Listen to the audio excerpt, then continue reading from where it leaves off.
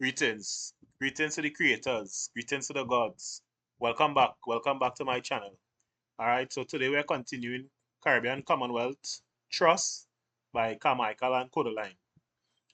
Alright, so we're continuing relationships and now we're moving on to coexistence of debt and trust. It is possible for a debt and a trust to coexist, as is illustrated by Barclays Bank Limited versus Quist Investments Limited. In this case, Rolls-Razor Company, so Barclays Bank Limited versus Quist Investment Limited was a matter that was brought before the court. All right, so we're gonna get the gist of what took place in this court matter, so we can see how a debt and a trust could coexist at the same time.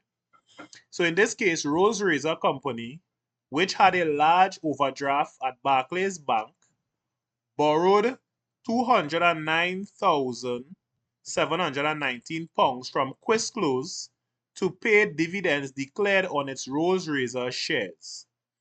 So Rolls-Razor had an overdraft at Barclays Bank. So meaning they had an account at Barclays Bank and it was overdraft. So the account, they were owing in the account. So what Rolls-Razor did, they borrowed $209,000 from Quist to pay dividends. So Rolls-Razor borrowed $209,000 to pay dividends declared on its Rolls-Razor shares. So the fact that they were overdraft, they couldn't pay their shares. So they borrowed $209,000 from Quist to pay the dividends of the shares. It was arranged between Rolls-Razor and Quist that the loan was to be used only for the purpose of paying the dividends. So between Rolls-Razor and Quist they had an arrangement, or should we say a trust arrangement, or they had a contract that created a trust that the loan was for the specific purpose. So the loan was to be used, and remember, use is a trust term, only for the purpose, and remember we talk about the purpose of a trust.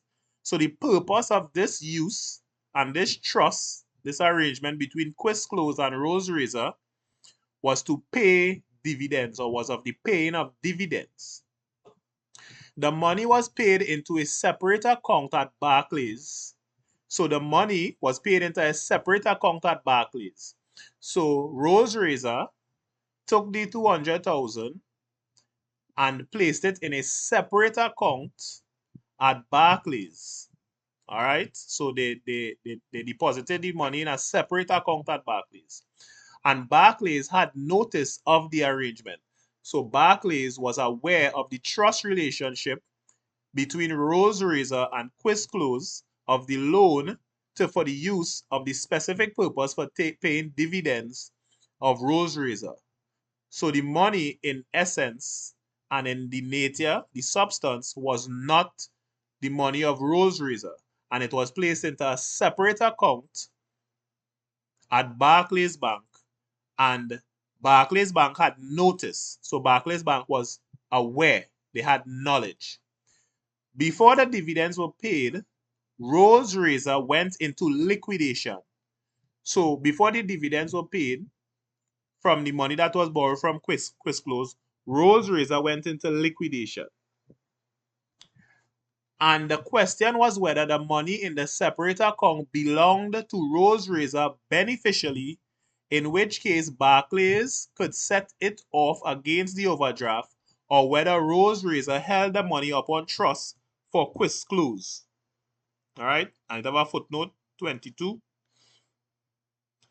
So in Daily News Limited versus Inter-Alliance Trading Corporation, 1987, Court of Appeal, Jamaica, Civil Appeal number 32 of 1987, unreported. So this was an unreported case where the Ministry of Finance had advanced a large sum of money for the purchase of printing equipment for use by the Daily News Limited, a wholly owned government company.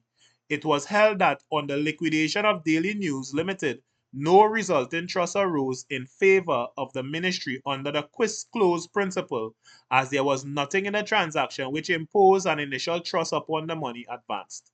The ministry was held to be merely an unsecured creditor of the Daily News. So there was nothing in the transaction which imposed an initial trust. So there was no arrangement or trust declaration or trust instrument. All right. So in this instance here, between Daily News Limited and Inter-Alliance Trading Corporation, they could not apply the quis clause principle in this matter. So it was just merely an unsecured creditor relationship or a debtor-creditor relationship, not a trust relationship. Right. So Rose Razor went into liquidation. And the question was whether the money in the separate account belonged to Rose Razor beneficially, in which case Barclays could set it off against the overdraft, or whether Rose Razor held the money upon trust for quis clause. The House of Lords held that since Rose Razor had received the money as trustee to apply it for a purpose which could no longer be achieved, Rose Razor held the money on a resulting trust for quis clause. So the House of Lords held that since Rose Razor had received the money as trustee, so we could look at quis clause as the settler, right? Rose Razor receiving the money as trustee to apply it for a purpose which could no longer be achieved. So because Rose Razor went into liquidation, the purpose of the trust could no longer be achieved. Rose Razor held the money on a resulting trust for quis clause. All right. The fact that the money had been advanced by way of loan did not preclude the simultaneous imposition of a trust. So the fact that the money had been advanced by way of a loan in the form of a debt did not preclude the simultaneous imposition of a trust. And Barclays, having had notice of the trust, could not retain the money as against quis clause. So the fact that the money was advanced by way of a loan did not preclude the simultaneous imposition of the trust. So even though the loan was granted in the form of a debt, it did not preclude the simultaneous imposition of the trust. So the money was granted by way of a debt through a loan, a debtor-creditor relationship, and simultaneously the money was placed in trust. All right, and Barclays Bank having had notice, so they had notice of the arrangement between Rose Razor and quis clause, they could not retain the money as against quis clause. So the principle in quis clause has recently been applied in Jamaica in the Universal Investment Bank versus Lawler 23. Supreme Court of Jamaica, unreported. Why all these trust matters being unreported? All right, but this was in the Supreme Court of Jamaica, unreported, right? So in this case, the bank operated a business of accepting funds from clients for investment. The relationship between the bank and its clients being governed by an investment management agreement. When the bank subsequently went into liquidation, the question arose as to whether the effect of the arrangement was to make the bank a trustee of the funds handed over for investment. Clark J. held, following quis clause, right, footnote 24 above, so the same principle from above, and Carreras Rothmans versus Freeman Matthews Treasurer Limited, that is 1985, that each of the clients who placed money with the bank simply said to the bank, "Here is my money to be invested according to the investment management agreement." And the bank had full knowledge of that particular purpose. So even though you are not knowledgeable about trusts, the way you enter into agreement, and you can implement all the elements of a trust without even knowing. All right, because one of the fundamental and powerful aspects of a trust is that no party in a trust need to know that they are entering into a trust relationship. All right, I can lend you my pen and I can say I want that pen back. I want my pen back, the specific pen that I lent you. and automatically that's a trust relationship that is created in that relationship. All right. So it say here is my money to be invested. So here is my money to be invested according to the investment management agreement. Here is my money, this specific amount, to be invested according to the investment management agreement, and the bank had full knowledge of that particular purpose. So accordingly, the funds were held by the bank on trust for the benefit of the clients and were not available for the bank's general creditors. You guys hear that? Trust relationship right there created with a bank. All right. So on the other hand, Re-Kayford Limited 26. So let me see what footnote 26 is, 1975. So Re-Kayford Limited shows A, that it is possible for proprietary rights to be created by a unilateral act on the part of a potential debtor, and B, that circumstances which prima facie create a debt may in fact create a trust having the effect of excluding the debt. So prima facie at first sight, so initial relationship could show that, hey, yeah, you go to the bank to make a loan. Yeah, it looked like it's going to create a debt. But in fact, it created a trust having the effect excluding the debt. So the debt no longer in the picture. Now a trust relationship is created. See how powerful trust is? You see how powerful trust is, guys? And all these court cases, Re-Kayford and Carreras Rotmans, Quist Close, Universal Investment Bank of Lawa, the Quist Close court case. These are the important court cases that we need to get and read so we can understand these principles and how they apply, so we can see the effect and the power of trust. So in this case, a mail order company received advance payment from customers for goods purchased by them. The company was in financial difficulties, and in order to protect its customers from losing their money in the event of its insolvency, it opened a separate bank account called Customers Trust Deposit Account, into which it paid the purchase money. When the company subsequently went into liquidation, so they went into liquidation. Liquidation simply means that you reach a point where you don't have cash to satisfy obligations, so you start to liquidate assets. So you start to sell off your assets to cover your debts, right? Simple explanation. It was held that the money was held upon trust for the customers and was not available for the company's general creditors. The reasoning in the case was that the company had created a trust by opening the special account before receiving the customer's money, thus converting the relationship from one of debt to one founded on trust.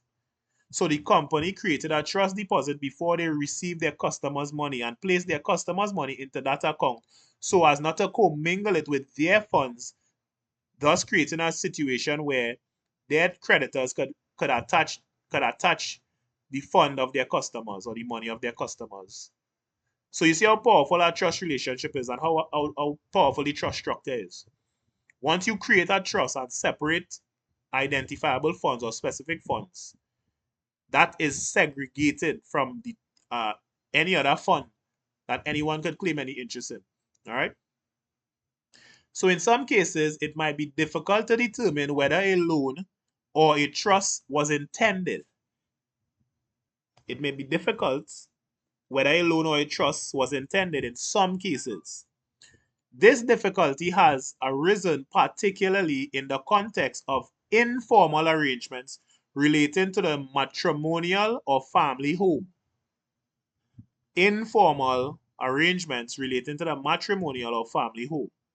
In Hussey versus Palmer, 27, 1972, the plaintiff paid £607 towards an extension to the house of her daughter and son-in-law. The extension was built in order to accommodate the plaintiff, who had been invited to live with the couple. A dispute arose between the parties, and the plaintiff left the house. She then claimed to have acquired a beneficial interest in the home by virtue of her contribution.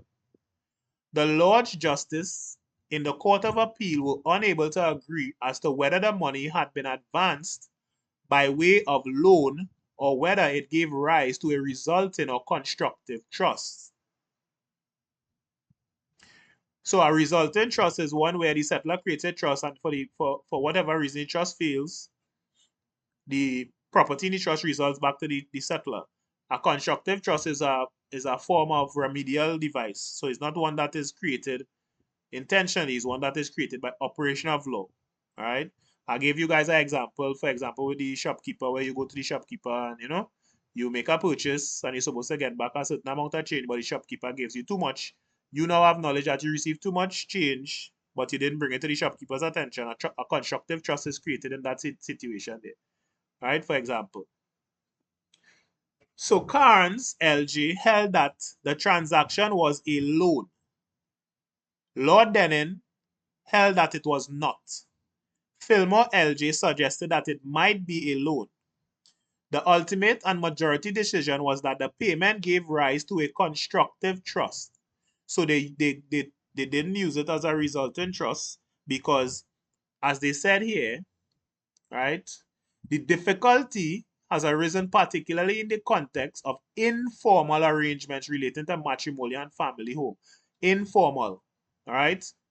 So you're creating a relationship, you want to express your intent, the intention that you have, right? So the plaintiff paid 607 towards an extension to the house of her daughter, right? So mommy gave daughter 600 for she and her son-in-law. The extension was built in order to accommodate the plaintiff, that the mother, so in order to accommodate the plaintiff who had been invited to live with the couple. So the daughter and the husband invited the mother to live with them. She paid her 607 to extend her room on the house. A dispute arose between the parties and the plaintiff left the house, so the mother leave. You know, sometimes how things just go with parents living with their children and their spouse or their husband and thing, right? You know how that is. She then claimed to have acquired a beneficial interest in the home by virtue of her contribution. So the initial agreement was, I'm gonna pay 600, I'm gonna build an extension. Yeah, everybody agreed to that. It was informal, but it was in a matrimonial home with between the family. So the court now, based on the interaction with the family and the circumstances, they have to find a way to create a situation where both parties could have remedy, could have relief. All right? Not remedy, relief, inequity, relief. So she then claimed to have acquired a beneficial interest in the home by virtue of her contribution. So a beneficial interest is an equitable interest. So she claimed to have an equitable interest by virtue of the 600 that she contributed. The Lord's Justice in the Court of Appeal were unable to agree as to whether the money had been advanced by way of loan or whether it gave rise to a resulting or constructive trust. So was the money advanced by way of loan? The mother loaned the daughter the money to add on the extension, and by loaning the money to the daughter, instead of the daughter paying her back, she got the opportunity to stay in the premises. Now they say that a disagreement, that dispute arose. Now they didn't go into the details here as to the dispute, but in the court case, they may have went into the dispute that arose as to why the mother left. So if the mother advanced the money by way of a loan, and the for her loaning the money, she was able to stay with the children. They had an agreement, probably she was able to stay for 3 years, for 2 years, for a year. And due to some dispute arising, she was unable to stay for the year. All right. This is just me trying to fill in the little gaps here to paint the picture, all right? Or whether it gave rise to a resulting or constructive trust. So Carnes LG held that the transaction was a loan. So Carnes LG held that the transaction was a loan. So one of the lords held that the transaction was a loan. Lord Denning held that it was not. So Lord Denning did not agree that it was a loan. Fillmore LG suggested that it might be a loan. The ultimate and majority decision was that the payment gave rise to a constructive trust, and it would be inequitable for the couple to deny that the mother-in-law had an interest in the property. Right. So you see how the court of equity does look to the substance and not the form. All right? The court of equity looks to substance and not form. In a situation at common law, the common law would have not had recognized the equitable interest of the mother. All right? But equity recognized the equitable interest. So it says that the ultimate and majority decision was that the payment gave rise to a constructive trust. So the constructive trust arose where the mother had an equitable interest and the couple or the daughter-in-law had a legal held legal title for her mother. That is the constructive trust. So the daughter would have held the 600 that was given to her on trust as trustee for her mother. So and it would be inequitable for the couple to deny the mother-in-law had an interest in the property. So they couldn't deny that she had an interest in the property. And if the agreement was for her to stay for, let me say, a year, and due to whatever, she couldn't stay, the dispute, she couldn't stay, then maybe they should have returned her money. All right? But to confuse matters, Fillmore LJ, with whom Carnes LJ disagreed on this point, took the view that a resulting trust could arise even if the transaction was one of a loan. If the transaction was one of a loan, he said that a resulting trust could arise even if the transaction was one of a loan, meaning that the money held by the daughter could now have to be reverted back to the settler or back to the one who gave the money, that is the mother-in-law. All right. So in Resharp, on the other hand, so S purchased a house with the help of a loan from his aunt on the understanding that the aunt could live in the house for the rest of her life. When S became bankrupt, the aunt claimed a beneficial interest in the house. Brown Wilkinson J., while finding in the aunt's favor on another ground, rejected her argument that the loan gave rise to a resulting trust. He said, where monies are advanced by loan, there can be no question of the lender being entitled to an interest in the property. In Hussey versus Palmer, being regarded as having been decided on its very special facts, in any event, it is doubtful whether the broad scope given to the constructive trust doctrine by Lord Denning in Hussey remains good law. It seems, therefore, that in the family home context at least, the existence of a loan arrangement should preclude the finding of a trust. All right? So that is coexistence of debt and trust. All right, so going forward, guys, we're going to get these court cases and we're going to read these court cases to get the full explanation of how the learned judges came to the conclusion and came to the decision in these matters and established these principles that can be used in matters going forward. All right, and these are what you call citations. All right, so you use these in the establishment of your trust, all right, to enforce your trust, because these are case law, right?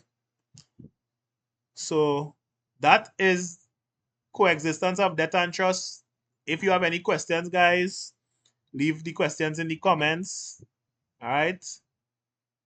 Like, share, subscribe. I thank you for your time and patience. Remember, we're taking our time and go through this book. This book is to give the general introduction and opening the doorway or exposing the doorway for you guys in the estates and trust realm. And it's up to you guys to walk through the door. This book and what we are doing here is just to show you guys the doorway and open the door. You guys have to decide if you want to walk through that door and let's start a function on the other side. All right. So Remember, strength in bodies, powers in mind. We are all creators. We are all creators. Right? The mind is the most powerful thing in the world. We are all creators.